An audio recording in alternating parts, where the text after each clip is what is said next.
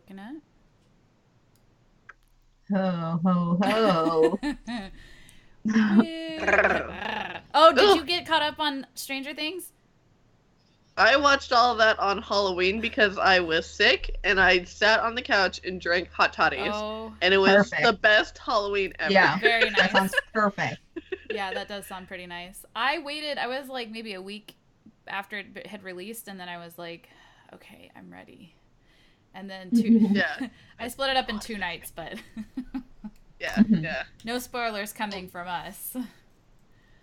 We're gonna be zipped up like Nassim's hoodie. Yeah. So, Plug. hey everybody who's currently viewing. Um, you'll notice that we have a different thing going on here. Celeste is out of town and unable to stream this evening, so the rest of us took it upon ourselves to come up with an idea, and the idea was to have a character Q&A, character specific. So hope you guys will get to know about the Venture Maidens, behind the scenes stuff, how we feel, how we think, etc.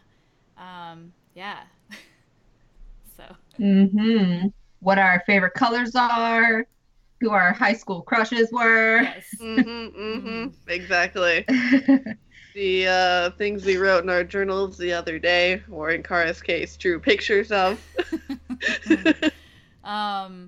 Yay! So, But y'all actually do that, right? You guys actually write diary entries. I've never done that for Saya. would she?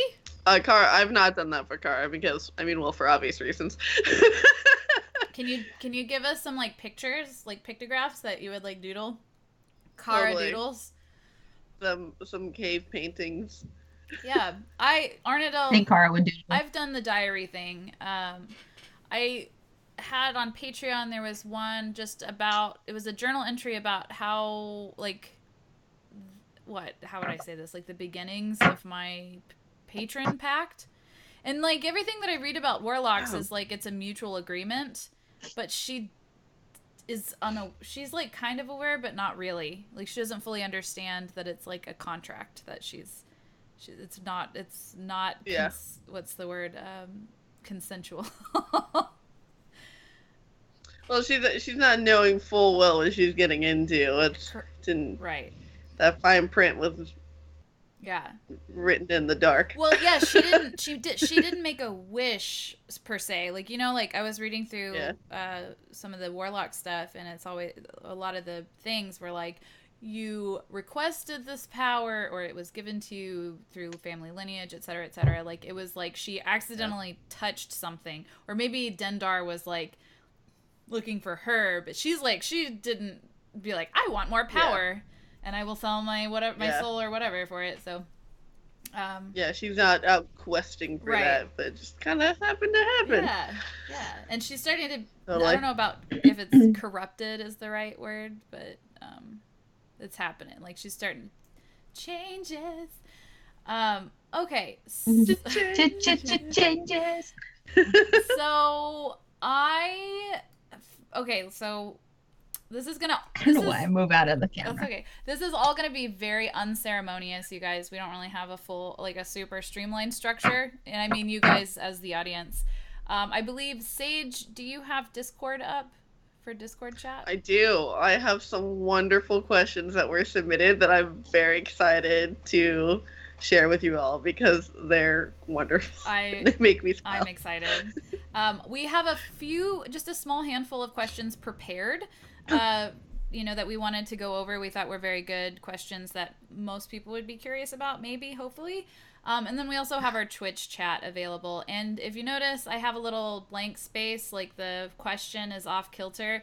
That's because I'm trying to have the chat up for view, but it's a very long, arduous story as to why that might not show up today. So just in case any of you are wondering. Yeah, not that interesting. Just technical stuff. So if I can get it to work, great. If not, that's what that blank space is for. So yeah, let's dive right the fuck into it. Question number 1. Which episode triggered the most growth for you? And let's just go in order of the windows that I have prepared. Nassim, you're first, Sage, and then me. Cool. Sounds good. Oh no, I hate being first. I don't know. I feel like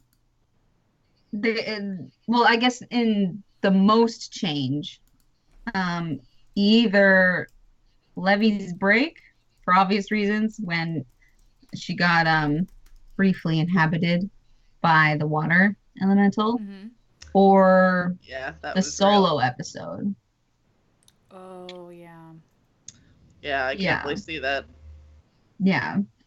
There's like incremental change here and there that I feel like affected her later decisions, but those are the big ones where she discovered a lot about herself and her friends and her family. So definitely, it was a very eye-opening experience. Yeah. Levy's break was when you actually got the water deity, right? Yeah. Dang. Because we spent a few episodes, we spent a few episodes in that city underground area. And then we finally got to, what was his name? Montgomery. Montgomery. And that was when the whole thing went down. Yeah. Yeah. Dang. Nice. That was a good one. Definitely. Well, just to expand, sorry, I don't mean to cut you off, Sage. Like, what about that episode? For obvious reasons, you got, you acquired the water deity, but like, why would that change Sawyer? Like, you know what I mean? Like, what were the thoughts going through her head in that moment that was the significant change? Well, I think the fact that she kind of really took charge in that situation when she first saw the deity. Not that she doesn't try to do that in every fucking situation. She has to be the one. But like more out of a sense of right and wrong than wanting to be the one who saved the day, which is, her main drive. But yeah, that was kind of the first time that she felt that she was doing the right thing, and she really had no other choice, even though Montgomery was really saying it was a terrible idea. And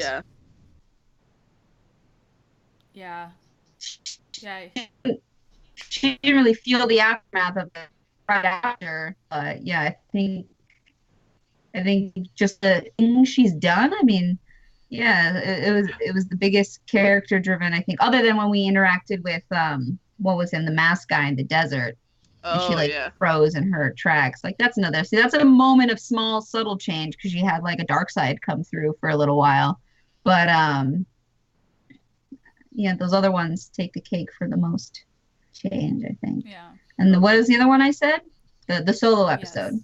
Because like she had such a strong idea, well, not a strong idea. Obviously, she didn't know much about her own family, but she had a vague idea, but she held on to it, for living with that her whole life.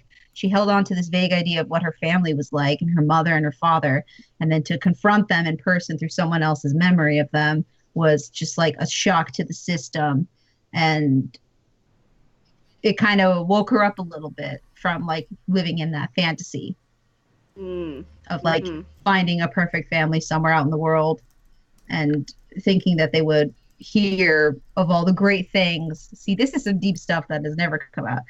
They would hear all the deep the amazing things that Sawyer has done and already accept her and love her, so that be like a Disney fairy tale ending of like, oh, and then the scene closes and they're hugging in the sunset and exactly everything's like, what if nice. They were out there and they didn't know who she was and they didn't like her and they're like, you're just some lame ass orphan kid.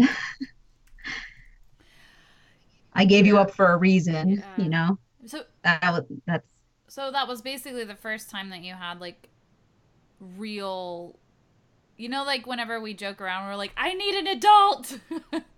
That was the first time that you were really confronted with that concept and you really had to step up and be like, I'm fully responsible for this.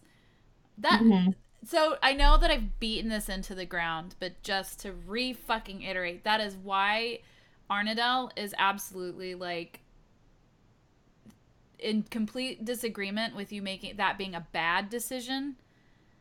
Remember how we've gone over that in like in the personal character episodes? Oh yeah. She was like, that wasn't a bad decision. You thought in that moment you did what you thought was the right thing, and there's nothing else around that. Like, that's end of discussion. So sorry. Okay, I digress. So yes, that fuck yeah. Sage, I cut you off like a minute ago. I'm sorry. Please, what's Sage's? It's okay. Or Kara's. So for Kara, it would be when, I believe the episode was called the Return of the Maidens. After we had all got back, after the situation with Saya in the water deity, and Rem and Isolde and Kristoff were all like, no, you've got some weird hoodoo going around you. We need to cleanse you and make sure that you're all kosher. And at that moment when Arnadelle is ready to like fight them off of her and off of Saya and be like, no, you're not taking our friend, she's fine, how dare you, and for Kara to restrain Arnadelle, to step in, and was, I feel like, a really defining moment for her, because I feel like that really kind of showed where her kind of priorities are. That yes, she believes that this is for the best for Saya, that if she has been touched by something evil, something malicious, that they know what's right to do to help her, but also to make the stand, which has kind of been like a slow growing change in Kara, but to stand for the rule of law, to obey your commander, even when you might question their judgment and their calls, but to know that, well, they're the ones in charge. They're in charge for a reason. If they're making this call, then I'm going to do what I can to uphold it. And, you know, I feel like that's really kind of emblematic of her kind of growing up and kind of really, you know, going through her Saturn's return and accepting that authority and structure and all of these things that she shoved off as a kid, thought was stupid and dumb and hated tradition, and, you know, was just like, this doesn't make any sense, bunch of stuffy old people telling me what to do, and I don't give a fuck, they're all wrong, what do they know? And now she's like, oh, okay, I can kind of get it now. she's like, she's growing up, and she's accepting responsibility and accountability, and yeah, so that was her moment. Yeah, because that would absolutely conflict with, like... That was a big moment. Oh, sorry. Sorry, pardon me, you guys. How dare you? I'm still trying to troubleshoot. Troubleshoot the visible chat thing, but I just think it's not going to happen. I'm sorry. And now I'm trying to get back to Don't Split the Podcast so I can actually view what's going on in the chat, and I can't. So I might just... Oh, here we go. Okay, sorry. Pardon me, you guys. So yeah, my answer to that question is I really hate Twitch right now because this is... Sorry, guys. I'm just gonna give up. I'm gonna close Twitch. Sorry. If somebody else is gonna have to get to me with the questions up there. Okay. I'm already logged on. It's fine. Yeah, I'm. You know when it's a panic and you're just like, Okay, so my answer to that, Arnadelle's defining moment would absolutely be the same moment as Kara's. I thought about this and I'm like, oh, it was right. Yeah, when Bartleby. That's kind of cool. It's kind of sweet. Yeah, like, well, at first I thought it was Bartleby because that's when I really like started to unleash the passion, I guess, or like. You know, when the sass. Yeah, well, when she really the sass, the dam broke. Yeah, like that episode really put us all in rare form. You know, at least those of us who weren't used to doing like hardcore battle. I think Kara, you know, you're used to being like hardcore battle oriented, and that's why like running into action and like being the first in you know the front line. You're very comfortable with that, and I don't want to put words in Saya's mouth, but I think both Saya and Arnadelle definitely haven't had they're not very battle weary, so that tapped that for Arnadel, but the real growth was when she realized that the people that we're working for, that we set out to, you know, become essentially employed by or accepted by, she lost all of her trust and almost all of her loyalty to this organization when they were like, Saya might die. And she's like, I don't care enough about the Sisters of Sorrow if it means that I'm gonna lose my friend because they don't fucking understand. You know what I mean? Like, to her, totally. Putting it really confronted. There was no confrontation. You know what I mean? For Arnadel, at least, that was a very black and white matter. There was no like question of duty, or like her loyalties 100% to Saya and Kara. And Sage and I were talking about this yesterday briefly when we were going over stuff, and we both realized that Arnadel and Kara have not talked about that little moment between them. Yeah. It just kind of glossed over. Glazed over. And I mean, I think considering, so we can look into context clues here. The fact that after we had that emergency with Isolde, Arnadel went and found Kara and was like, all right, let's go drink. Like that. Yeah. We didn't have, go ahead, sorry. That you turned invisible and five-finger discounted some liquor out of the bar. It's just like, I mean, wow. Do you think that's gonna happen though? Is that a moment they need? Is it about to be a girl fight, or? It wouldn't be a girl fight, because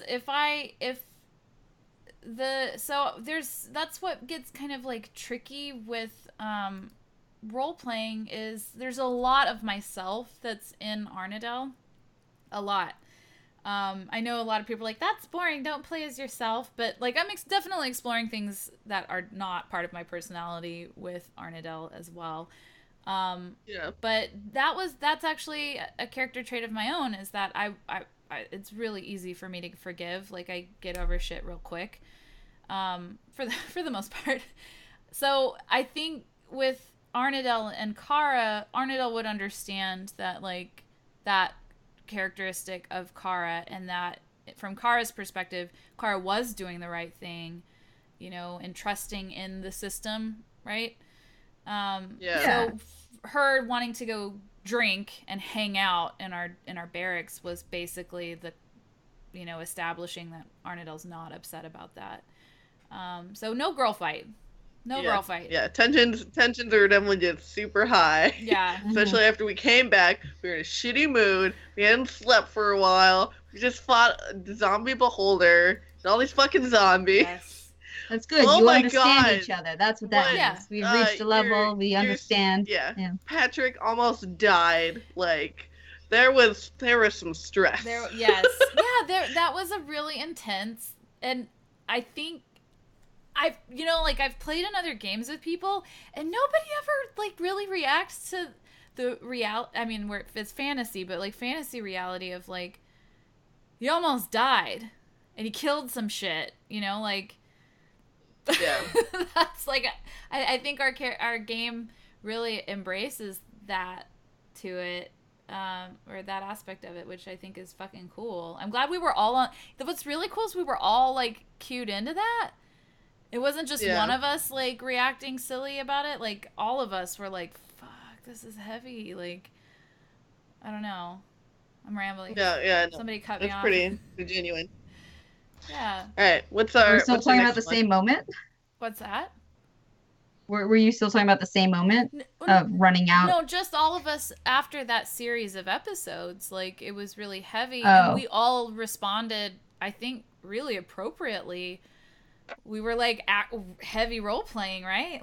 That was some heavy. Yeah, we all gave very genuine reactions. Yeah, that's the thing. That's what I was gonna say as a response to one of the points you made about how like it's more fun to not play anything like yourself and you just can't. That's not possible. You created this character, so you know them. So in that essence, they are an extension of who you are. Yeah. You know, they're always a part of. That's why you know what they're gonna do next. Even if it's not necessarily what you would do, yeah, you know what they're gonna do. True story. Good point. All right, what's our next one? Well, did you have a question from the chat, Sage? Or any responses from the chat? Ooh, I will definitely share it. All right, come on, Chrome. For all three of us, I think this is a good one. This is from Angelina. Do you miss home? If so, what do you miss most about home? That is such a good question. Oh, wow, yeah. I know, got the feels. Yeah, that is a very good question. Dang. Naseem, you go first. See, I hate that. I know, it's fine, whatever. I'll go first. I don't mind going first. We'll drop the order. Whoever feels it. For Cara, she does, now that everything's kind of leveled out a little bit, that we've got steady work, that we're doing things, we're on missions, and now that she's undergone this change that happened, had this very pivotal moment, now she's after having that moment, now she's starting to miss home. She's starting to miss going out into the courtyard and having battle practice with her dad and training regiments, and she secretly, very secretly, if you ever say it to her face, she'll fucking kill you, very secretly kind of misses being daddy's little princess, and misses her family very much, who they are all deceased now. So yeah, no, yeah. We don't know this about you, do we? Nope. Okay. We have no idea. No clue. Oh man. Yeah, so she does. She misses she's very, very reminiscent and enjoying the fondness of the memories. And while she would probably never really actually go back, but she does kind of have a longing for those very sturdy dwarven traditions. Yeah. Dang. You should teach some of them to us. Yeah. We'll help you feel more at home. Have a Yuletide episode. I'm gonna ask, and I'm gonna ask a question that might be a little bit like metagamey. So you guys tell me to fuck off if this is too metagamey. All of this is metagame. For sure. Do you think you would ever give any clues to us while role playing? That, you know what I mean? Like, would you ever leave any clues for me and Naseem to react to that would give us that information? You know what I mean? For us. What? Sorry, I don't know how to pose the question. Like, what you just shared right now about your family being complete, all of your family members being gone. That's a big fucking deal. And is that something would your guard ever drop? Would you intentionally say or do anything while role-playing Cara so that Arnadel and Saya might clue into that? Does that make sense? I think that makes sense. I think if it came up organically, that would be something that she would just very casually drop in a conversation and just be like, well, whatever, that happened a super long time ago, and just kind of be like, and then would be surprised and be like, oh, you guys didn't know that? Yeah, like, whatever. But that's not something that she would go out of her way to share. Okay. Like I imagine, I don't know. You're basically just asking if she would tell us. Well, I mean, I don't think, I get the feeling, correct me if I'm wrong, Cara probably would never just bring that up on her own. So that's why I'm asking you as Sage, would you ever drop some clues for me and Naseem to role play with? So we could be like, oh. Well, you would have to find out. You would have to ask about it. If I felt like it was relevant at the time. Okay, that's... Like, if... Yeah. I suck at asking, like, specific... Remember, I have a hard time, like, putting words. Yeah, fuck off, Brittany. There you go. Dang, okay. So, home. What about you? What about you guys? Yeah, Arnadel misses home. She has loving parents and siblings that she enjoyed growing up with. And, I mean, it's a toss-up because she was very different from her family. She came from a very nurturing and supportive family. I'm imagining that we probably are able to write letters to our family from. Yeah, she would write messages to her family and keep in touch with them while they're out. I would guess with recent. Has she been doing it in secret this whole time? No, just whenever we have downtime in our barracks and stuff, you know, because when we role play the game, we're action, but when we get downtime in the Elysium Keep, you know, like maybe she would send a letter before bed or first thing in the morning. Just one of those like in between moments that we don't go into while playing. I think since like the most recent events, she's probably communicating less with her family, because it's like, how do you write about that? And how can you lie and be like, everything's fine, things are great, it's really funny, you know what I mean? So she's probably writing less, and might at one point, like, so that makes her sad and guilty, and like she wants to communicate to her family, but she doesn't want to worry. So yeah, she's probably, the more traumatic things that happen, the more nostalgic and homesick she's probably going to get. But that also widens the gap, right? With that life, that's a different life. Home was so different than what's happening now. So damn, I never thought about that.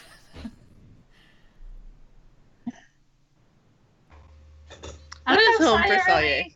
I don't know if she kind of feels like she's had a real home. Like she feels connected to people more than anything.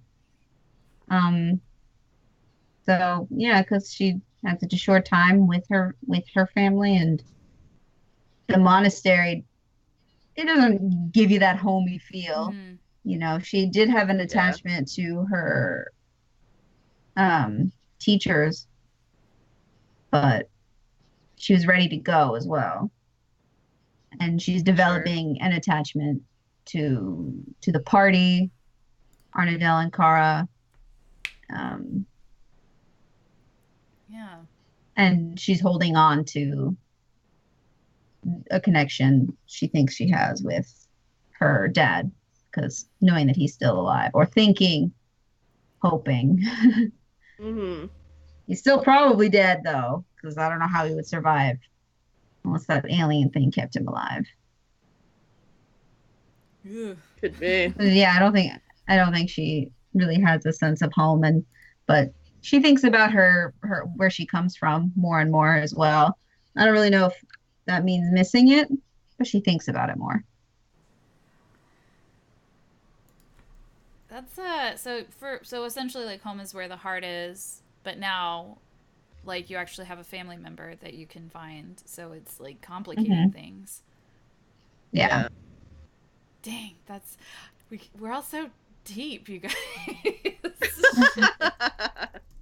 Yeah, something happened along the way here. Yeah. We got attached. We got the feelings. Definitely. Brittany, what's our next one? So Ted just joined into the chat, and I'm gonna go to our channel to see if I can get the, since we can now host ourselves. So I'm gonna see. I'm still troubleshooting the chat, you guys. Okay. Oh man. I thought you gave up on that. No, I'm gonna. Here we go. Testing. Oh well, I want to snack on some chips, and because this is a super casual episode, I'm gonna go ahead and do that. But I'll mute my mic. Okay. Okay, I got the chat showing up here. But I'll jump in. Yeah. I'm still trying to get the like hosting thing to work, so we can host ourselves. Let's see. It might take a second. Sage, why don't you... Or, okay, fuck it. I'll go to question number 2. How about that? So... Wait. Oh, this one's fun. We just had some heavy stuff. Question number 2 is, what is your favorite animal? What's your favorite animal? Excellent. All right, well, Nassim is chewing, so I'll go first. I'll hold. Sage's favorite animal is an alpaca. Kara's favorite animal is a ram. Because they're badass, they're really strong, and they will stop at nothing. to get what they want. Rams?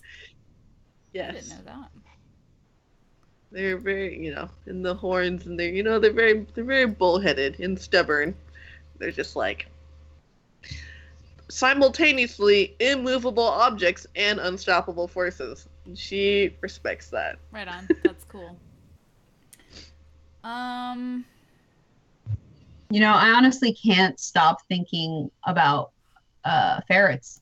Ferrets? Like I don't know why, but like the minute you asked the question, I that was the first animal I thought of that would be Saya's favorite animal. Interesting. And I can't think of another animal, so it's probably ferrets. I like that. I can imagine. I don't know why. I imagine Saya is a ferret. Totally. But my Nassim's favorite animals in the water, it's dolphins and probably overall, but land animals, it's cheetahs. Nice. Sweet. And my Patronus is a cat. What was my Patronus is a weasel. Ah. According to Pottermore. Yeah. Huh. Oh, my Pottermore. Okay, just aside. My Pottermore Patronus. I was so goddamn disappointed with it. I'm like. I was disappointed with mine too. Do you know what mine is? What is it? You told me. I forgot. Saint Bernard. I was like, what the hell? A Saint Bernard? That's so funny. My Patronus, That's according to Pottermore, is a Saint Bernard. You guys, like, oh, I know. Those are the what's Rescue. his Balto or No, is it not Balto or Balto. what's his- Balto was half The wolf. ones with the barrels on Yeah. on his Yeah, on the their back. barrels of whiskey under their Yes. necks to What go fucking out dog and was that? save. Balto was What dog was that? That's a Saint Bernard. Balto was a wolf. Well, Balto was half wolf, half husky. Yeah. The ones you're talking about But are that is- Saint Bernards. Yeah, remember Beethoven, the '90s movie Yes. with the Yes. that's a Saint Bernard. The whole franchise. Yes. Yeah. Aw, they're so cute. And slobbery and soft and protective. So that segues into my favorite. So Brittany's favorite animal, and I need to clear this right the fuck up with everybody. Pegasus. It's a Pegasus, not a fucking unicorn. I love unicorns. Last Unicorn's my favorite movie of all time. But my favorite animal is a Pegasus, and that is not the same as a unicorn. Get it fucking right. But are you saying aren't we talking about real animals? That's what I was going with. It's my favorite animal, okay? My favorite real animal is a horse, but, Yeah. favorite real animal is a horse. Arnadale, I think it's safe to say I don't know what her favorite animal would be. I think right now her favorite animal is Pseudo Dragon because that's her beloved familiar. I think she Makes sense. Yes, Lex, you are right. There is only one Pegasus. That's the name of the creature in Greek mythology. You're absolutely correct. Winged horse would be more specific. But you're fucking right. Pegasus is the name of my favorite mythological creature. It's like saying Kleenex when you really mean tissues. Yes, there's only one brand. That is correct.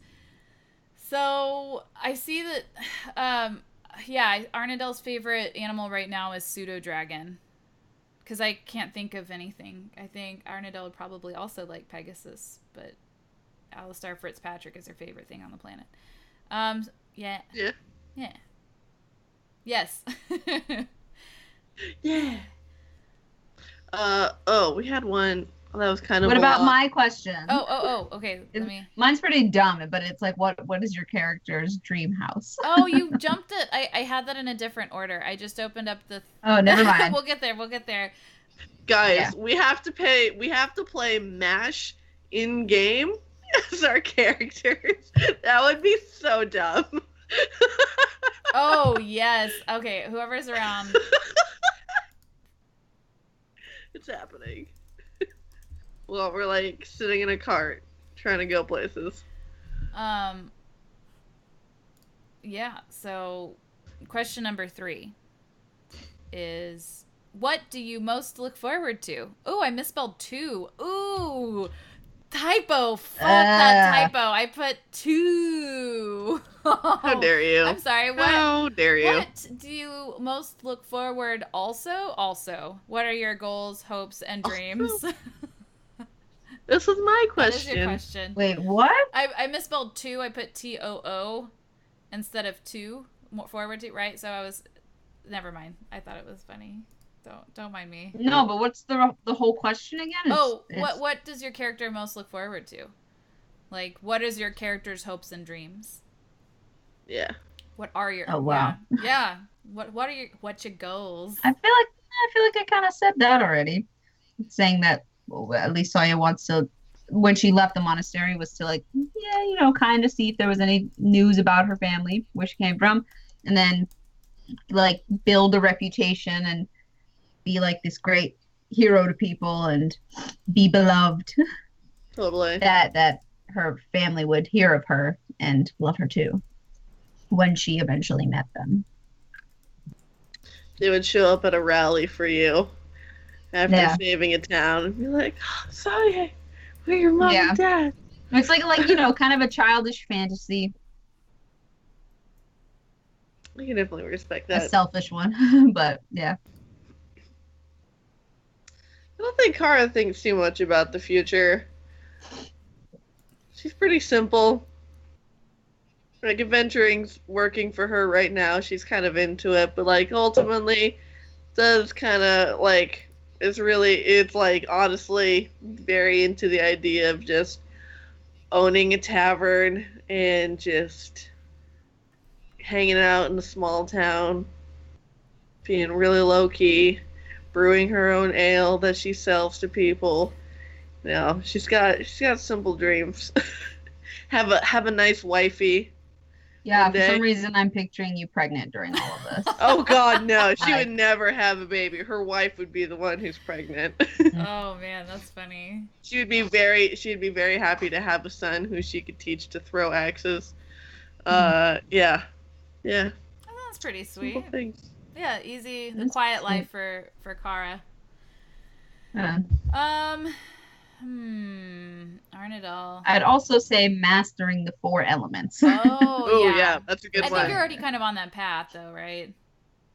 Yeah, but that's like Avatar. Was that Avatar status? Would that like bounce off of the first question with like what changed you, that would cause the most growth? Was Saya originally very content with just being a fire monk, or were you thinking about pursuing the other elements? I feel like once you obtain the water elemental, maybe that ignited. What about the... I feel like I just wanted to do it like Nassim. I wanted to play a character who was like an avatar, and she loves fire. It is her favorite, but it'd be tight if she knew them all. So, like in Legend of Korra, especially when you said ferret, all I could think of is the little ferret Pablo, and he's like Legend of Korra. I'm just like, oh my God, it is the cutest thing in the cheeky world. little bastard. I love him. I'm trying to think of what Arnadale's hopes and dreams are. I think that's something that kind of changes. Like, her main priority is obviously to be as like good as she can be with magic. That's her constant pursuit, is knowledge. She wants to constantly be smarter. Not to the, how I guess like in mages typically that pursuit can turn into like lichiness. Like they want to preserve their body or become demigods or whatever. I wouldn't say that's hers. Hers is more realistic. Like she don't know. She wants to be able to be as helpful as she possibly can to people that she cares about. Although as of recent events, I apologize. Spoiler alert if you guys aren't fully caught up with the last episode. So spoiler alert, plug your ears. I'm giving you a chance. 3, 2, 1. Okay. The whole Aaron thing. Oh my God.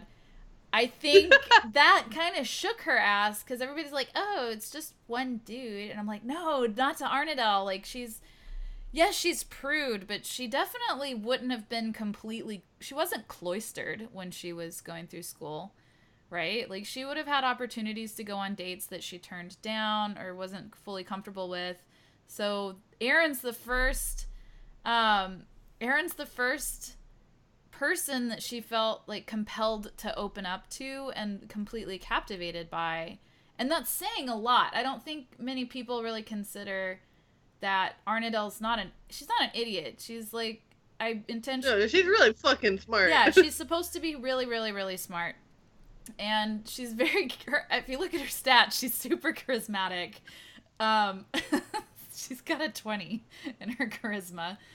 So whoa, what? Yeah, Arnadel's like a full maxed out 20 in her charisma, her plus 5 modifier or whatever. So like, presumably she would have had many opportunities to go on dates, or you know what I mean.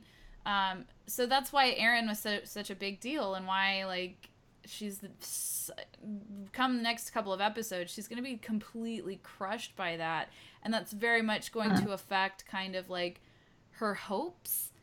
You know, like, not that it would have, you know, it's not going to ruin the mission, but it's going to harden her. She's going to harden a little bit. She's going to have that little bit chip on her shoulder, and like, it's going to affect her perspective on things from that point on. For sure. You know, she's going to be a little bit more bitter, a little bit more cold, less bubbly in that realm. So, yeah. Oh, along the... Feels oh, like sorry. a sleepover. It does. Sleepover. I'm getting more and more into my sleepover costume. Somebody did, Gwillem _E, had a good question that I would like to bring forth. It says, what's your greatest flaw? And I love that. Oh, yes. Along the good interview route. Well, for Kara, it would definitely be her temper. Very quick to act without thinking. Just act now, questions later. If questions at all. Are questions really needed? Do we really have to talk about this? No. We'll talk about it later. It's fine. Swing first, talk later. Hers. Yeah. Or just not talk at all. Just swing. Yeah.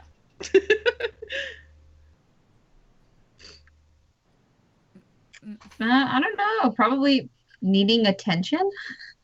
Needing attention?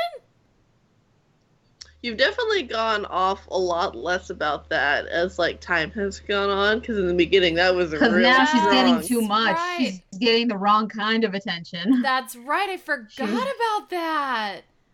She wants glory. Yeah, that's right. Oh my god. Yeah, because you wanted people to like basically adore your awesomeness. Like, you're like, I work hard for this shit. Like, check it out. I just wanted people to think I was awesome. Oh my gosh. It's so crazy how like far we've come since the first like handful of episodes. Like, our characters have really matured. They've been through some shit.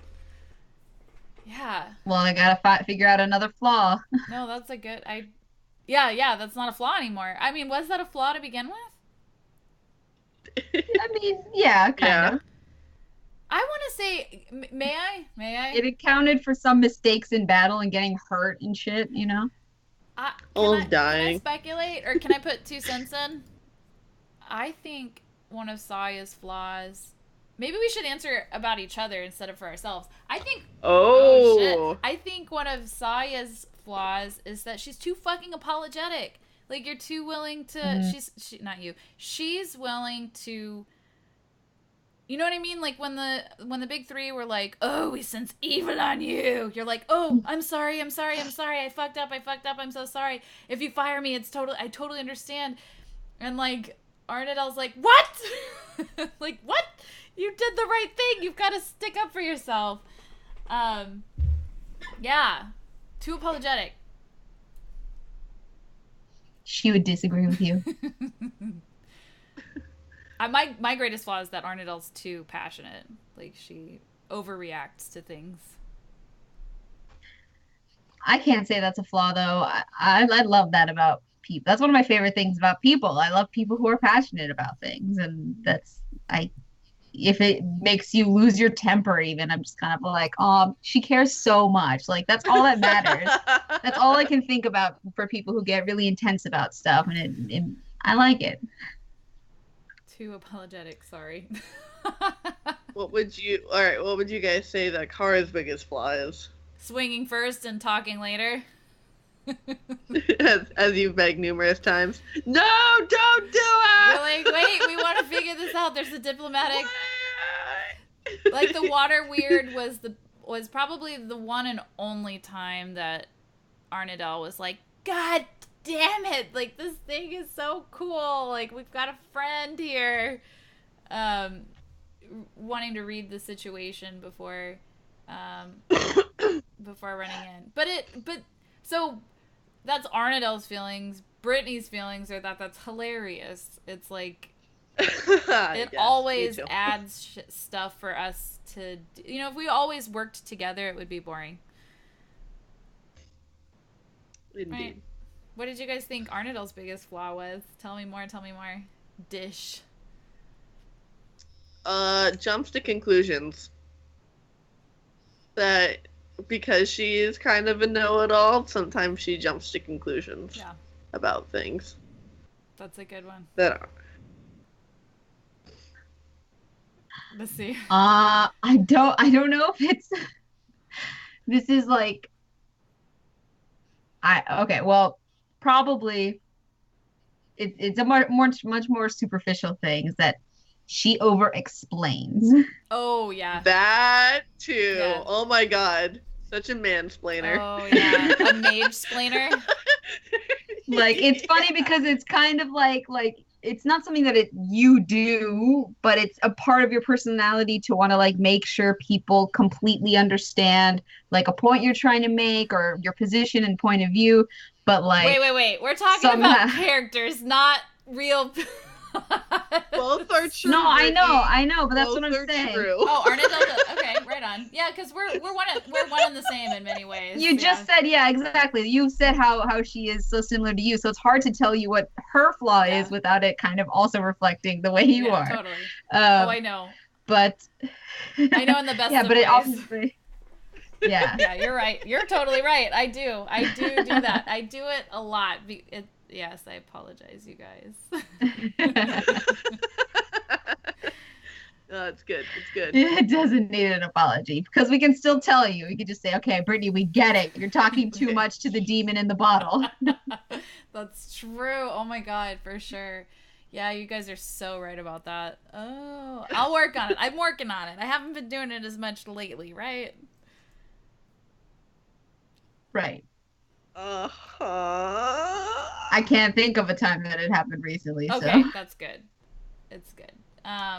Sweet. All right, what's the next question? Let's see. So we're gonna look at question 4. Oh, we're now on to Nassim's question, which is, what is your dream house? I think Saya's dream house. Obviously, I was thinking about that when I thought of the question. I don't know what the style is called, but it's like one story on a hill mountaintop with like a single tree outside, where it's basically entirely open. There aren't really doors. It's just kind of like curtains blowing in the wind, and then if I want more protection, I'll bring out my heavy curtains. And it's just kind of pillows and mats and like low furniture everywhere. Everything's kind of grounded and it's all very old, natural materials. I love that. That's awesome. Yeah. It makes me think of... That's the kind of stuff that I'm into. Like, I know that when we say Shinto, we think of the torii gates. But, like, you know, that very streamlined and minimalistic... because I'm reading a ton about Japan these days. But kind of that Japanese aesthetic where it is very open. Instead of, like, walls, you have these, like, screens that you slide and you can open. And, it's really... I'm thinking of Shinto because of what are they called? The kami, with the concept of believing in kami, that everything has a little spirit or a spirit to it. There's a lot of respect paid to even a chair that you're sitting in. So it's going to be a really nice ass chair that you take care of.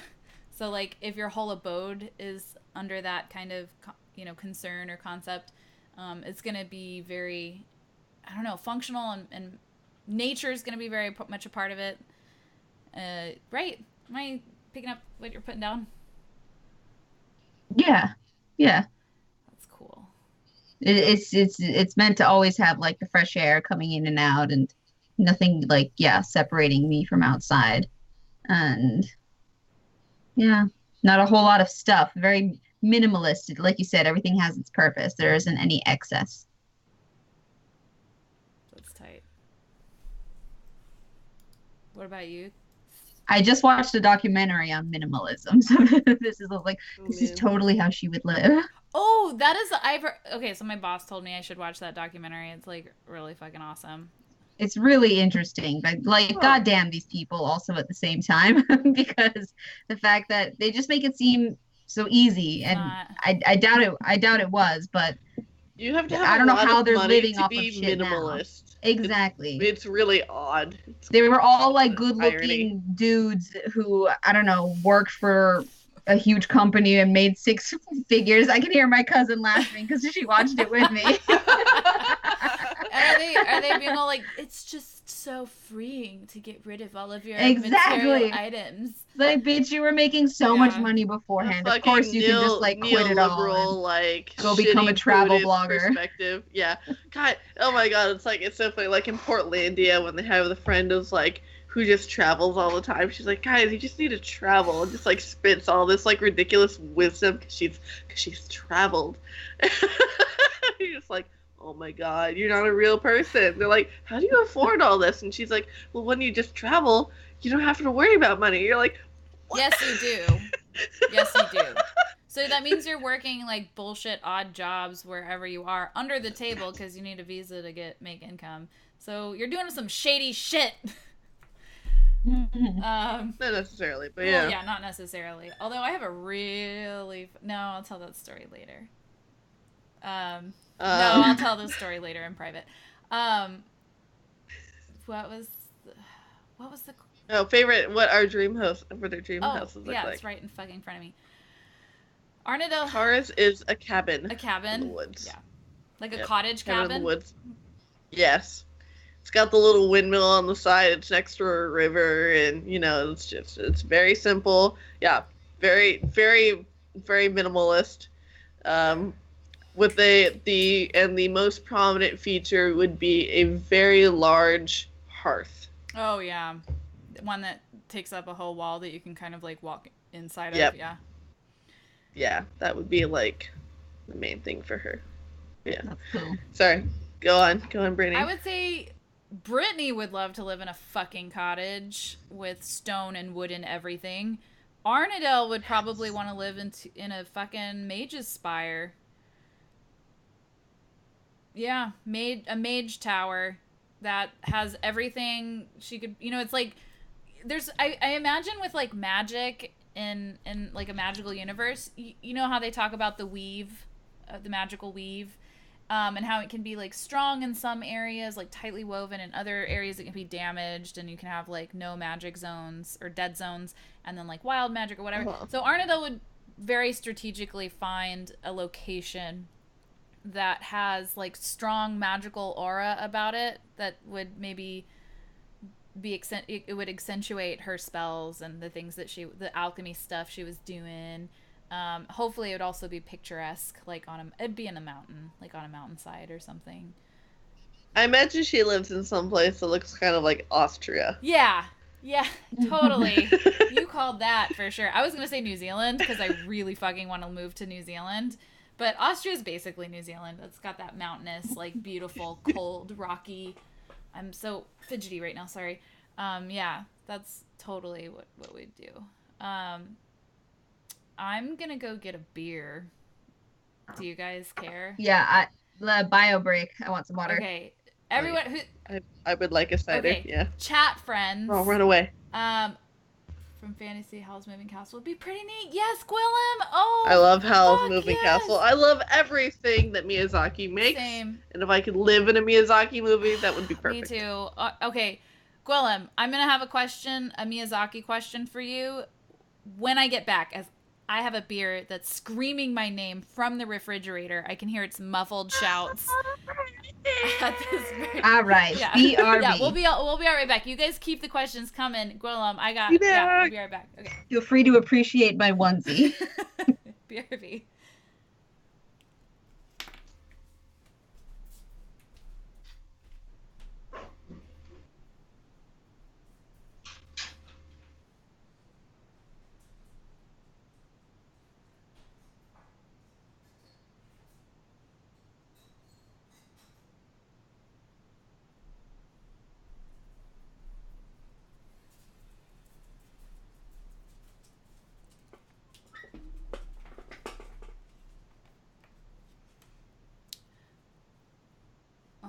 Luckily, I have a small apartment, so it doesn't take me very long to get beer. So, Gwillem, am I saying this right? Gwillime? I hope we're not butchering the spellings or pronunciations of... I'm notoriously bad for reading people's names on chat. I did, Gwillem. Okay, Gwillem A or Gwillem E _ A. Okay, cool. Okay, so Miyazaki films, or Studio Ghibli. My favorite was Princess Mononoke for a really long time. And then I saw Nausicaa of the Valley of the Wind. Have you seen that? Has anybody in the chat seen that one? It's an older one. I'm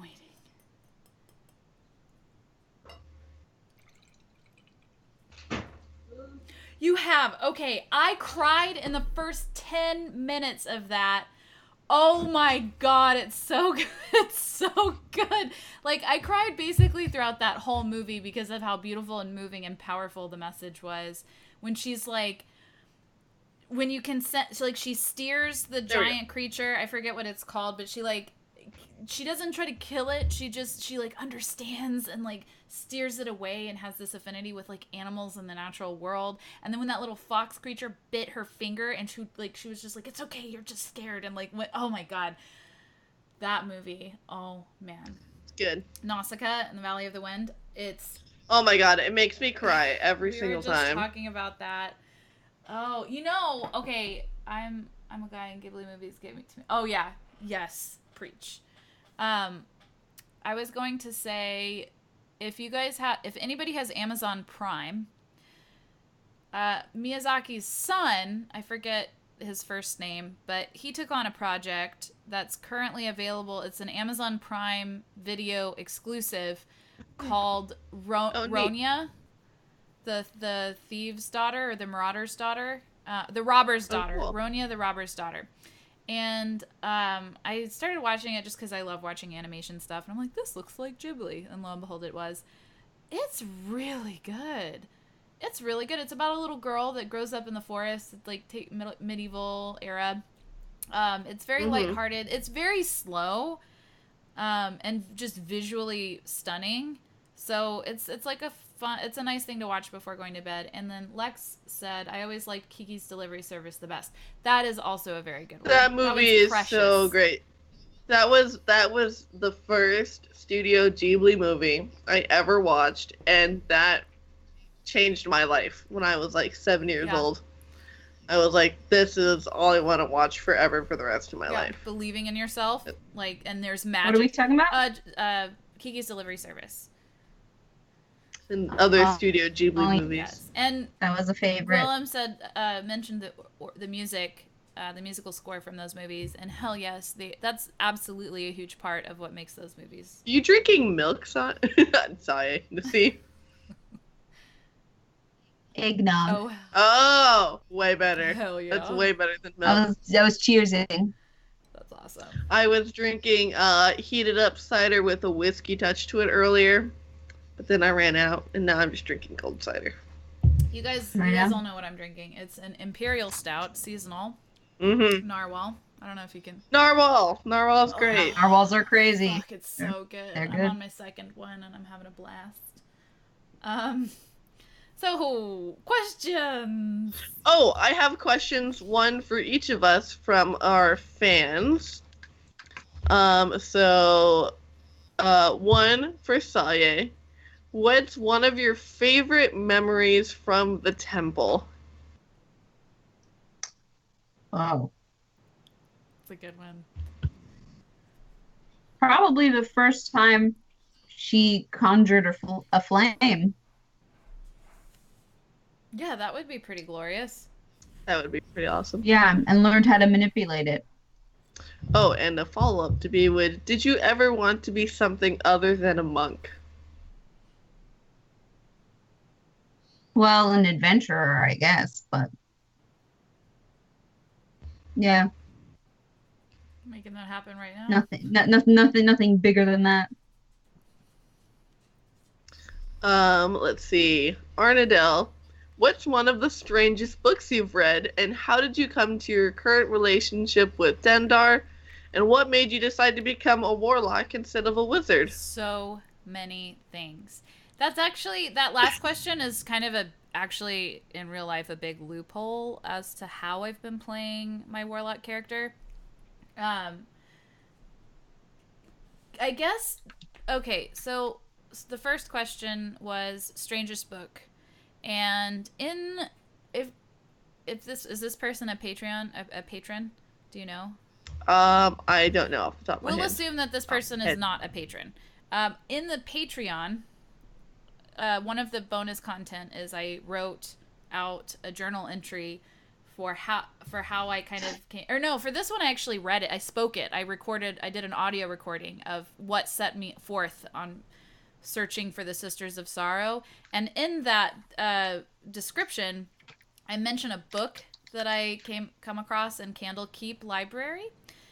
Ah, yes. Yes. That book has no God, it's in a language that I've never recognized, and it's got like, it's hard. It like hisses at me and speaks to me. Basically, there's like a strong like essence about it that's like real like. I try to give a decent description of that with my writing. And so Arnadell shows this book to her headmaster Kelvin of Blackstaff Tower, and he's like, you don't tell anybody about this book, no matter what, and you need to seek guidance. But he let you keep it? Yeah, it's because there's a magical attunement with the book and me, and he doesn't explain anything. It's like very dangerous, right? Like he's just like, keep it secret, keep it safe. I'm treating it kind of like the Ring of Power. It's basically the Book of Power. I don't think you guys know about it. You guys, I haven't told. No clue. I haven't told any. That's like a deep dark secret that Arnadell's gonna take to the grave, and it's yeah. So straight. That's the strangest book. What was the second part of that? What made you decide to become a warlock instead of a wizard? And how did you come to your current relationship with Dendar? Okay, so I'm gonna answer the latter first because that'll segue into the second. So my relationship with Dendar, Arnadell is basically, it's I can't say she's unaware because she's had the vision and has, in that one episode she's literally come face to face with Dendar, but these are basically a series of dreams. Like she has many dreams about all of this. So for her, it's just this like weird thing. Like maybe people who, the more knowledge that they get, maybe it's connected to the book, but she hasn't really opened up about that with anybody. In her mind, she's an alchemist. She's not a wizard, or, you know, she knows people. She studied magic at Blackstaff Tower. So I don't think she thinks she's a wizard by any means. She's just gifted with magic. That was... Really? Yeah, that was kind of in my journal entry. She's like, she emphasizes her study in alchemy. She's an alchemist that knows how to cast spells. I can dig that. You know, she's like Hermione Granger. I'm going for like a very knowledgeable, you know, what type of witch is Hermione Granger? She's good at everything. Yeah. She's not particular at whatever, right? So that's what I want Arnadel to be. She's just a really fucking thumping good magic user. Totally. Right? Does that make sense? So as far as Dindar goes, her relationship with Dindar, it's very one-sided right now. And I if you guys want some input from Brittany, I'm not actually super stoked about Dindar.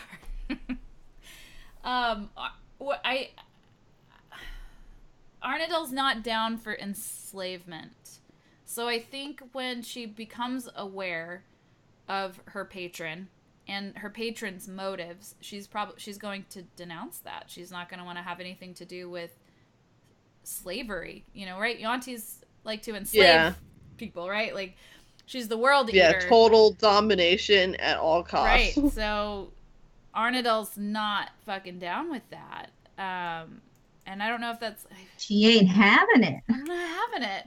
Yeah, because there were moments when, like, she has a necklace that has a scale, that we had that thing. So the necklace and the book are very much, like, tied together.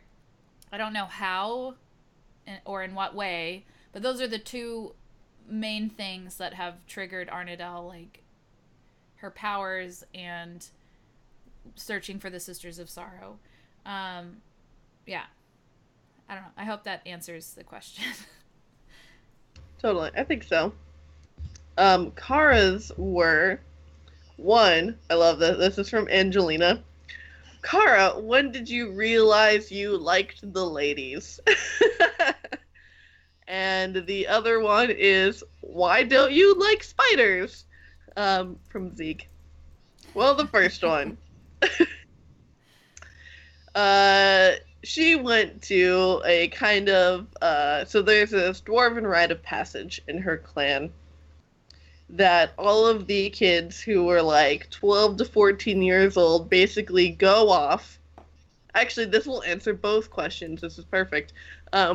So all of the 12 to 14-year-olds, adolescents, boys, girls, they get stuck in like basically like a group of like 7 to 10 together, and they have to go out into the Underdark. And they have to kill something impressive and bring it back to prove their worth and their grit and their willingness to work together. And, basically kind of like a spirit quest, but monster hunting focused. So she went out. And like you do when you're 13 years old, you play stupid games like Truth or Dare, Spin the Bottle. And at one point had to kiss a boy and was like, I'm really not into this. And, yeah. And, there was another girl who she had kind of had who was her best friend at the time. She kind of had didn't like, in those moments, I don't know if anyone else has experienced this, but you just adore and spend so much time with another person that you just have these like general feelings of like adoration and love, but you don't realize that there's also this other depth to them. Yeah, it was definitely one of those moments for her, and she's like, yeah, had the pubescent realization of, oh, that's what's going on. But so they had to go on this monster hunting quest, and they ended up one night when they were camping out, they ended up surrounded by basically a pack of drow scouts who all ride these like huge gigantic spiders, and all being young and afraid and inexperienced, they had to do what they could at the most, and they had to fend them back, try and run for their lives, and they managed to take down the leader. But that wasn't until after the spider that the leader was riding had eaten one of her friends, like mauled it, torn him apart and everything. And from that point, she's kind of had the spider phobia of like these terrible flashbacks that go to this moment. Like huge fucking spider that you can ride. So yes. Oh hell no. School camping trip gone wrong. Yeah, I could absolutely imagine why Kara would hate spiders after that. Holy shit. Yeah. Yeah, but then they had to drag that like horrible 8-legged carcass back to town with them. It was just kind of like, ugh. Yeah, it's disgusting. I wouldn't hang. I want to read Gwellem's comment. One other thing I have to note is you lot drink more than other D&D casts with drunks in their names these days. It's great. So it's 3 p.m. here now, so I can justify cracking a beer. And since you're based in the U.S., I think I've grabbed a U.S. beer, Yes. New Belgium Fat Tire. Aww. Right on. We do drink a lot. I think somebody in one of our iTunes. Well, Nassim doesn't drink a lot, but the other ones do. I drink a lot. Yeah. We're all very good at drinking. Nassim drinks sometimes. On the nights that Nassim drinks. Yeah, that's true. when you were at my house, oh my god, that like real talk, like confession, I was fucking wasted. Really? When we were like, streaming together next to each other, I was so drunk. Yeah, so drunk. You were pretty mellow the whole time. You're a very mellow drunk. I am. I really, because I just like having a drunk, belligerent mom. I'm like, no, I have to be the complete opposite. I have to be stone cold, and no one will ever know. But I'm just like on the inside of my head. I'm like, oh my god. My battery's gonna die, so I'll be right back. Yeah. I need to get my charge. Keep going. I think you guys all know when I get drunk, I get loud. You do. I get so much louder, and I shriek and I'm shrill as shit. So that's a good indicator. When I'm drunk, I get a lot more smiley too, and my eyes get like smaller. But yes, we do indeed drink a lot in our podcast. I think we've established in any of our disclaimers, like, we drink and we swear. So you're gonna have to get over it if you're not cool with it. Yeah. We're fucking sailors, and you're either gonna like it or you're not, and that's fine. That's fine. Yeah. We're not trying to appeal to the people that are offended by potty language and booze. And we all live in California, and Nassim and I both smoke weed before we start, and it's just like, whatever. Yeah. I'm 25. I'm gonna do what I want. How dare you? Yeah. Fun fact, I can't smoke weed. I've tried for 7 years, and it just makes me into a big old bowl of anxiety. Yeah, that's real. Like, hardcore. And people are like, oh, you're just paranoid? I'm like, no, it's not paranoia. It's straight up fucking lit anxiety. And they're like, and the worst part is, like, when I say I've tried smoking for 7 years, like, 7 years is a long time, right? To give something a shot. And people are like, maybe did you try sativa? Well, what about this? And I'm like, I appreciate your concern and trying to get me to like weed, but I just told you, totally. I fucking tried for 7 years and I don't like it. Like, I think I'm justified to not like weed. Yeah, that is exactly how I feel when it comes to beer. I've tried so many years, all kinds of beers, really high schmancy pansy, like locally brewed, whatever beers, like shitty beer, like the whole spectrum of beer, and I can say that I just genuinely don't like it, and people need to fucking accept that. Because they're like, oh, you just haven't had the right one. And I'm like, no, fuck you. I've had all of them. Yes. Can we so public service announcement. When people say that they don't have a taste for something, just be fucking okay with it. Yeah, like, no, we don't have to try to convince each other to be on the same team when it comes to, like, things that we like, right? I fucking hate cantaloupe. Yeah. Cantaloupe makes me angry. Because if one little piece of cantaloupe is in a fruit bowl, it contaminates the entire fruit bowl, and the rest of my fruit tastes like nasty-ass cantaloupe.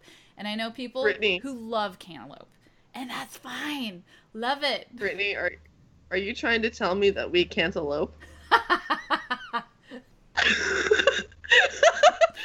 I felt that hurt Celeste in her soul, like 400 miles away. Oh my gosh.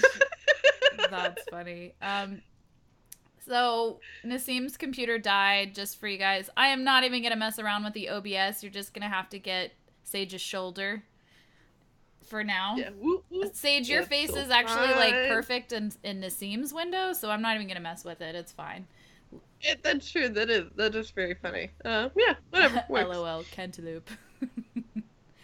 It does make me angry. It does. It pisses me off. I hate the smell. I hate hard candy. Like when people eat hard candy, I'm so grossed out by it. I'm like, oh, I can smell that like across the table. But I also have a very sensitive nose. Interesting. All right, let's see. What other questions do we have? Oh, oops. No, come back. What do you hate? Let's see. Continuing on that note, what's your favorite meal and snack, and why? In character or in real life? I don't know. I guess it doesn't matter. Both. Yeah. No, let's do in character. I'm interested in seeing what the fuck we come up with for fantasy snacks. Fantasy snacks? It's true. Kara's would be beef jerky. Oh, yeah. That is very peppery. Wait, we established we all like beef jerky. Characters. Yes, because we were talking about meat boxes one time. I mean, our characters all like beef jerky. Oh, I mean that too, probably. Yeah, in real life, I'm sure. we all love beef jerky. Yes, that is also one of Sage's favorite snacks is beef jerky. Yeah, meat. I love exotic beef jerky, like from alligators and shit. That's my thing. Oh, I guess Nassim's having issues. She's asking if she can FaceTime. I guess until her computer gets started up. I am not gonna do shark jerky. Well, yeah, sharks are. Oh, you tried it. I was gonna be like, yeah, shark fin soup is like super bad. It's fucked up. But yeah, I would have. I hate shark fin soup. Like, aside from it being terrible and like I love sharks, I think shark fin soup is objectively disgusting. Have you tried it? Yeah, I don't like it. Whatever. It's like illegal.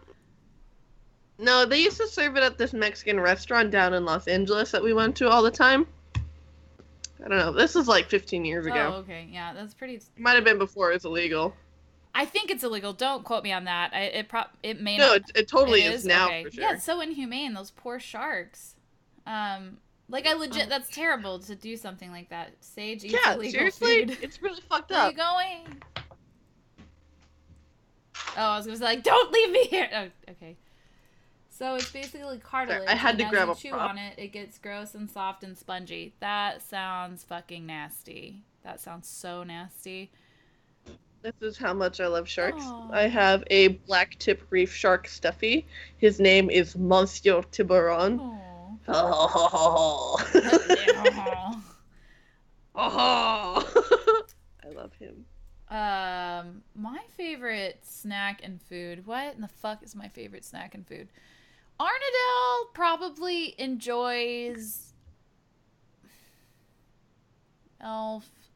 She's super. She probably enjoys some nasty shit. Like the smartest people can really surprise you with their choices and things like that. I would say she probably likes deep fried chickpeas and Kalamata olives. Lightly seasoned with herbs de Provence. She would. Yeah. That's what Arnadelle likes. Man, oh god, I hate olives so much. I fucking... Real life Brittany, I will eat a whole fucking jar of olives.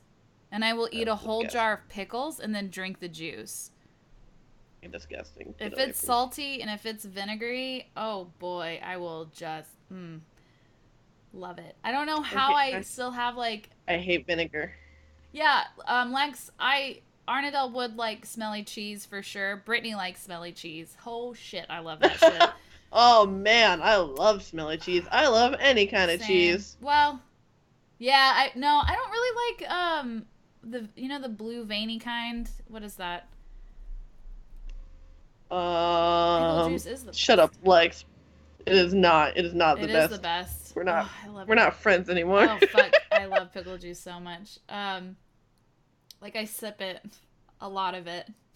I don't know how. Ew! Oh my god! If people get picklebacks to chase their whiskey, so disgusting. Okay, first of all, taking a back of anything after maybe it's because I don't do shots. Like if somebody orders me a shot of anything, I just sip it. I don't. Yeah, I sip shots. I don't too. have a chaser. I don't ever take chasers for shots. I think that's so much liquid to deal with in a very fast moving motion. I think shots are dumb. They are. Why? I've like never been able to.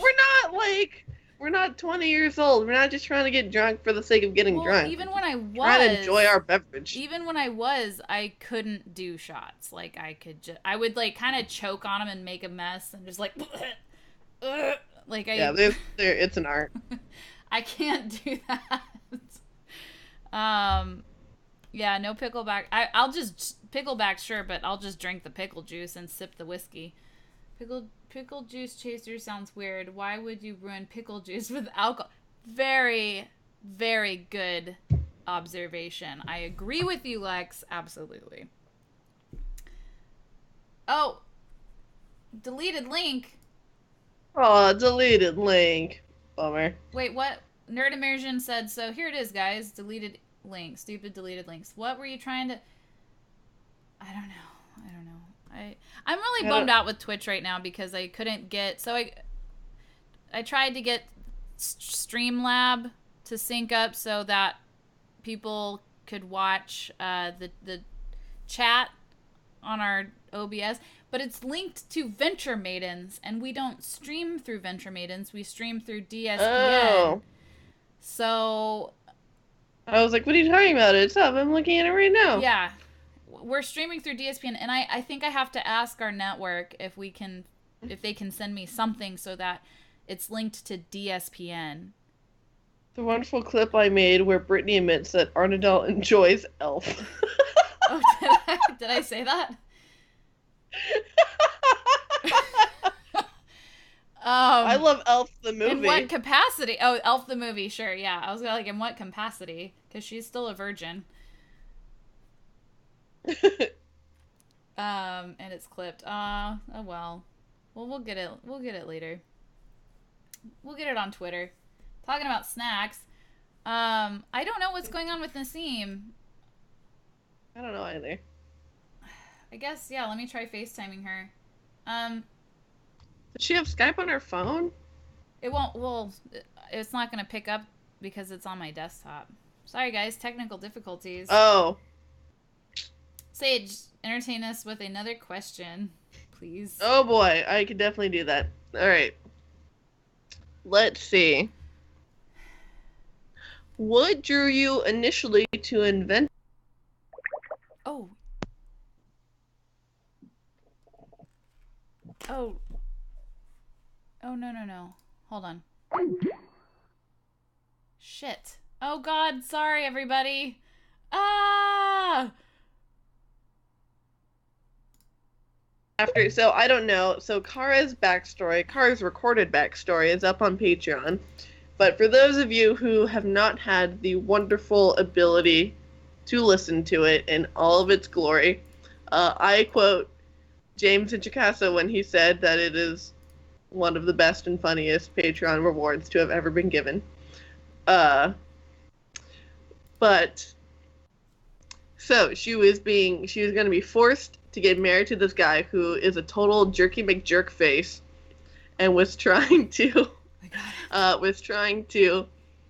basically take over her clan, destroy them from within, and then basically kill everyone. She was figured out this plot, was like, no thank you, this is not happening today, not on my watch. And on the day of her wedding, hid a bunch of axes and daggers underneath her big flumpy wedding dress, like strode valiantly down the aisle, and then flung them at her betrothed and his father, and basically had a free-for-all murdered pretty much everyone important in their entire clan, and was like, you know what, guys? I need to take a break for a while and go see what else is out there in the world.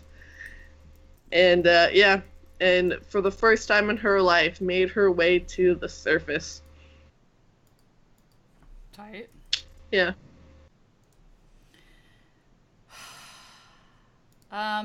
Well, sorry guys. Just so you know, I'm trying to start a new track on Audacity, and it's taking forever to recover and save the last one before I can start a new one. So yeah. Well, I have one more prepared question, because we're right at about an hour and a half. Yes. Of streaming. So this was very good. This was a question I think Sage said, or no, I think I came up with this one. I don't remember. It doesn't matter. The question is, what is your greatest fear? Did we talk about that with spiders and shit? No, somebody asked you specifically why you're afraid of spiders. Yeah, why she has phobias and fears are different. But yeah. So I will let one of you two answer that first. Greatest fear. I think that's fucking hard. I think Arnadel's greatest fear would probably be fucking up, like failing. But not like failing a test. I guess like failing people that rely on her.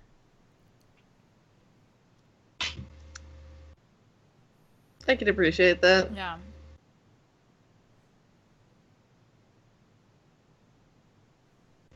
I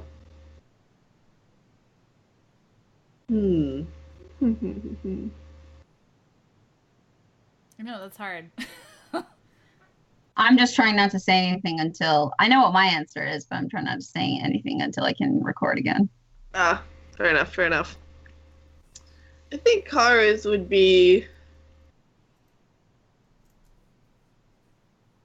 be very much in the very same kind of vein of failing, but really from a militaristic standpoint in the very real sense of like someone died because of her inaction or like not doing the right thing at the right time.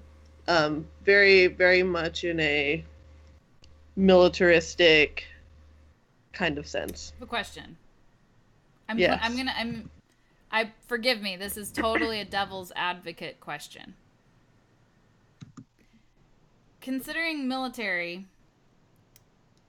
I feel like there's a paradox with that, because in a militaristic setting, death is absolutely accepted.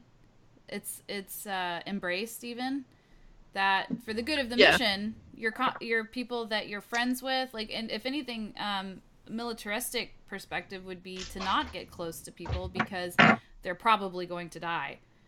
Like when you are a soldier, that is a 50% chance of like, being a soldier. True. I mean, well, I would, yeah. So yeah, I get your question. I would say that the not getting close to people, and it is a very American military point of view, or maybe Western military, because that is not, especially in ancient military tactics, that is not what it has ever been. The famous Grecian soldiers who have their homosexual lovers because it empowers them to fight and to be brave while they're out on missions, but when they go home, they go back to their wives and children and whatever. And regardless of whether or not you should feel things for your comrades in arms, you do, because they're the only ones who've understood what you've been through. And the greatest ties beyond family and kinship and friends for a lot of veterans is the people who they were serving with. and those are the people that she upholds above all. Like, if Arnidel or Saye were to die because for whatever reason Kara felt like she didn't do the right thing in that situation, that would haunt her for the rest of her life. So like a very protective. Yeah. Like a super She protective. she feels like she is kind of like a squadron leader and is responsible for the lives of those around her. That's how she kind of views everything, is through that lens. And you never want to have, like, senseless or unnecessary violence in a conflict. You always want to minimize that in the best way possible. Yeah. Is that why she rushes in? Yeah. Because she wants to knock it out. If anyone's gonna get hit, it's gonna be her. And if she dies because of that, then that's fine. But you never wish that upon anyone else. Damn, I think we all feel that way about each other. Yeah, at this point. I was going to say Saya's greatest fears is probably loneliness. You can see that. With the monk upbringing, like, what is your perspective on, like, what was Saya's monk training and upbringing at the temple like? Is that, like, akin to, like, Buddhist? I mean, I don't know what Buddhist training is like. I don't know what they go through. I'm going off of, like, influences and stories I've watched or read and, seen in shows I loved. Like, heavily influenced, obviously, by Avatar. Yeah. So that... Well, yeah, like... kind of like martial, just in general. Like the air temples. The air temples are, like, very inspired by like, the Shaolin monks who were... Yeah. Mm. Yeah. Oh, I fucking lost my train of thought because my dogs are starting to bark. Hey! They, like, any sound from outside, they're just like, ah! Yeah, that the reason I ask is because... it's not necessarily just being alone, but, like, the feeling of loneliness, of, like, not having anyone. Oh, that's why I was going to ask, because... Yeah. Hold on. 1 second. I have a Snack, good question. being Please a hold. naughty boy. Naughty dog. Did you get your Audacity to work? Yeah, I'm recording now. Sweet. And I've exported the other audio, and it should be saving, but it doesn't seem to want to start because I think the other one is recording. Sorry. Oh, The reason I was asking is because I know I am not up to speed on the details of different schools of martial art, but I know, like, with usually Buddhist and I think Shaolin monks are a type of Buddhist, right? Like Buddhist monks. Beliefs. They're Taoist, I believe. Okay, I'm not gonna. Regardless, the concept of detachment basically is what I was getting at with Saya's training. So I'm wondering if the loneliness is like a deep feeling that conflicts with what you're what you were taught. No, I don't think that's it conflicts with that at all.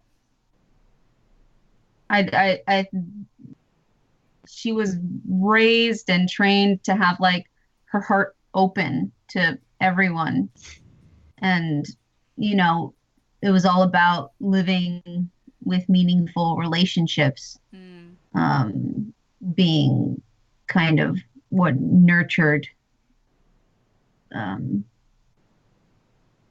what nurtured her, what nurtures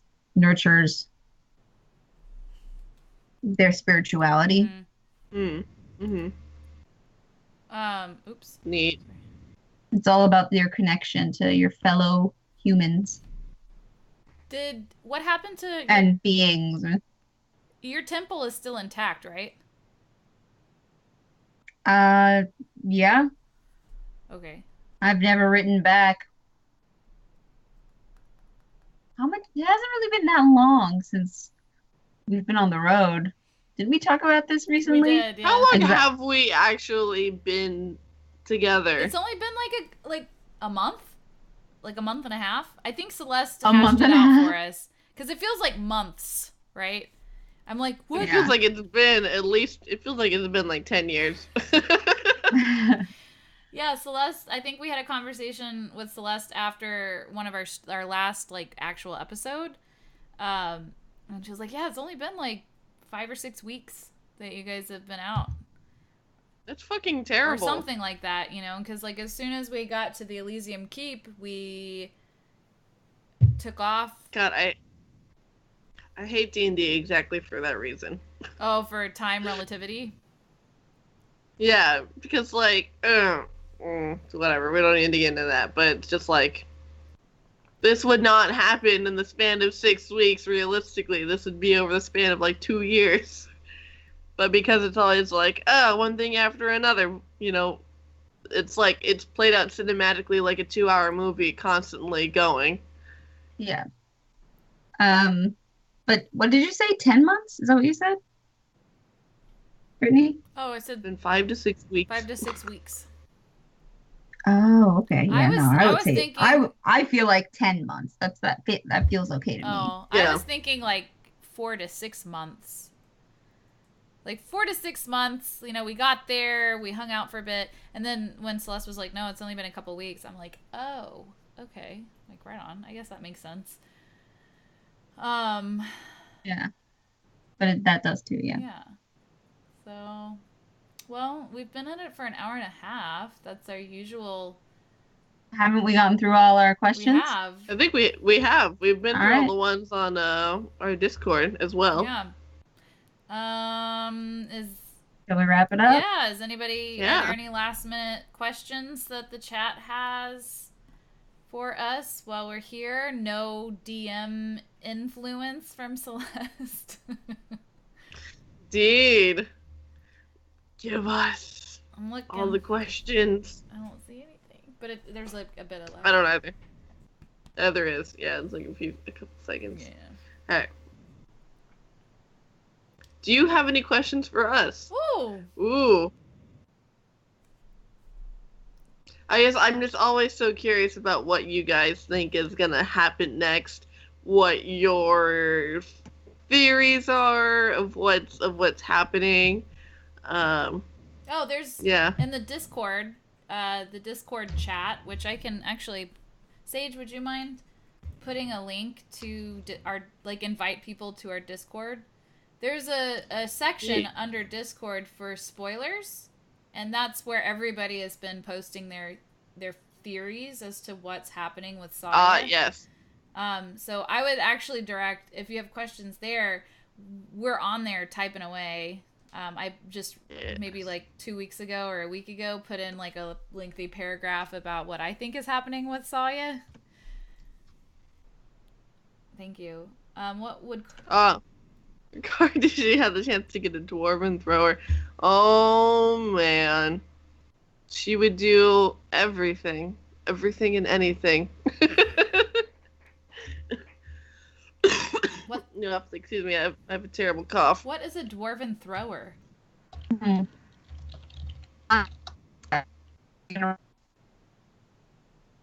So you get a +3 to attack and damage rolls made with this magic weapon. It has a thrown property with a normal range of 20 feet. When you hit with the range attack of this weapon, it deals an extra 1d8, or if the target is a giant, 2d8 damage. And immediately after the attack, the weapon flies back to your hand. That's tight. It is tight, and I love it, and it is beautiful. And if that's Oh. yeah, it's basically Yeah. exactly basically the D&D version of Thor's hammer. That's cool. Yes, Mjolnir. Nassim, Which, oh my god, I haven't seen the Thor movie yet, and I'm so excited. Nassim, what did you say your thing cut out? Don't worry about it. I didn't know if you were answering more questions or if we were stopping our recording. Oh yeah. Yeah, I didn't have anything planned after 9:00. I know it's super late for some folks that are on the East Coast, so we're going to wrap up. All my Wolfgar fans out there know what I'm talking about, says Nerd Immersion. Yeah, I think we're going to go ahead and wrap up. I am super grateful to everyone that's hanging out with us in the chat. You guys had some really good questions and really awesome what is sleep? I know, seriously. You guys had great comments, and it's always I look forward to our Twitch streams because of the chat, honestly. And because I Oh my god.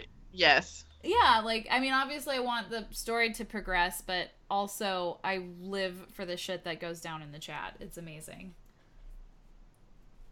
Definitely. Oh, a question I would like to pose to the audience to get back to us at some point, either via the Discord or on Twitch later or on Twitter, is what is the thing that you feel that we could improve upon the most? I'm curious for some genuine feedback. Yeah. Keep it to one thing. So we can actually like address it. Yeah, don't need to be mean or anything. Right on. Well, fuck yeah. Thank you guys. Happy. I would say send those in. What's that? Maybe not. Send them into the email. Yes. Instead of posting. Oh, yeah, that works too. Whatever. Private email. We check our emails. There's so many ways to get a hold of us, but yeah, email would be great too. So we'll go ahead and happy Thanksgiving to everyone. Happy Turkey Day. Happy holiday. Thank you so much for tuning into this character Q&A for all of us. I hope you guys got a little bit of insight. I definitely did for each of us. Oh, yes. Yeah, you guys want to plug stuff? Not really. Yeah, I mean, you guys other than know- our usual. Yeah. Yeah, we got our own Instagrams and own Twitter stuff. Yeah. That's about it. Yeah, you guys know where to find us. Venture Maidens. But yeah, thanks for listening. It was fun. Yeah. It was fun chatting about it. Sorry, Celeste is usually the one to take the reins on this, and I'm like, whoa, No. God, this is hard. We're like cats over here, just like. Yes, Willem is saying it. Venture away, guys. Venture away. Thank you so much. Venture that's away. right, Thank you. motherfuckers. Tune in. Venture away. We're gonna have after hours next Wednesday, so tune in for after hours. You can send us questions for me and Celeste to discuss while we're doing that, and then we'll have our I think our final episode on the 6th of December, and we have a special guest that we're very excited. Woo boy. I think we need to do it on the 6th and probably. Yeah. Have a good evening. Good night. Bye, y'all. It all got cut out. Are you ending the stream? I can't tell. No, not yet. I was plugging. I was just saying we're gonna have a special guest, Nerd Immersion. Ted from Nerd Immersion is gonna be a special guest on our last episode. Okay, that's enough. I'm dragging this out. Bye, guys. Have a wonderful evening and a wonderful holiday. Dragging it out. Yeah, sorry. Okay, bye. Get it because of the game that we play. Yes, okay. Bye.